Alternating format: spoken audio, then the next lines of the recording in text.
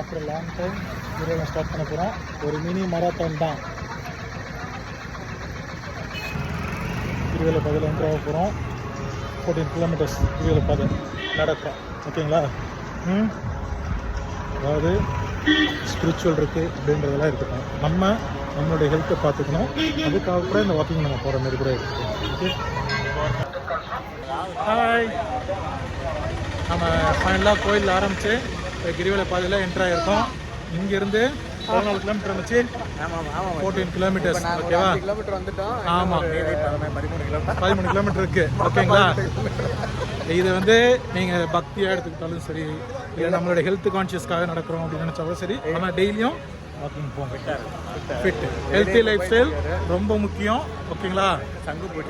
ஆமாம், சங்குப்பூட்டி, hibiscus tea நல்லது எடுத்துக்கோங்க. ஓகேங்களா? நல்லது என்றைக்குமே நல்லது தான். பாதியில் இருக்கோமா? ஓகே, இருபத்தில் பாதி இருக்கிறோம்.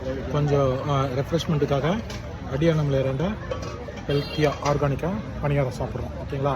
நான், ஜெய், டாக்டர் சிவகுமார் அண்ட் ராஜேஷ். ஓகேங்களா? நடக்கிறோம். கொஞ்சம் ரெஸ்ட் எடுத்துகிட்டு பண்ணுறது ஒன்றும் தப்பு இல்லை. என்ன மச்சி, கரெக்டு தானே? ஓகே, அதெல்லாம் சாப்பிட விடுங்கடா அப்படின்னு இருக்கானுங்க. ஓகே, இவனை எனக்கு தெரிஞ்சு கிரியலத்தை முடிக்கிற மாதிரி தெரியல. ஓகேங்களா? இப்போ தான் பணியாரத்துக்கு நிறுத்தினானுங்க, அடுத்து தோசைக்கு நிறுத்துறானுங்க. இது எங்கே போய் முடிய போதோ தெரியல எனக்கு. ஓகேங்களா?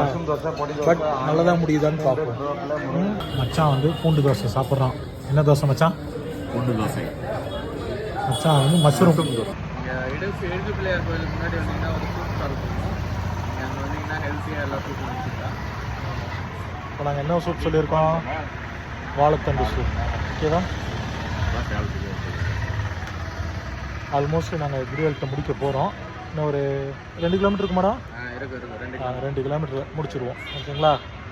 நீங்களும் திருவண்ணாமலை வந்தீங்கன்னா கண்டிப்பாக கிரிவலம் போங்க. ஓகே.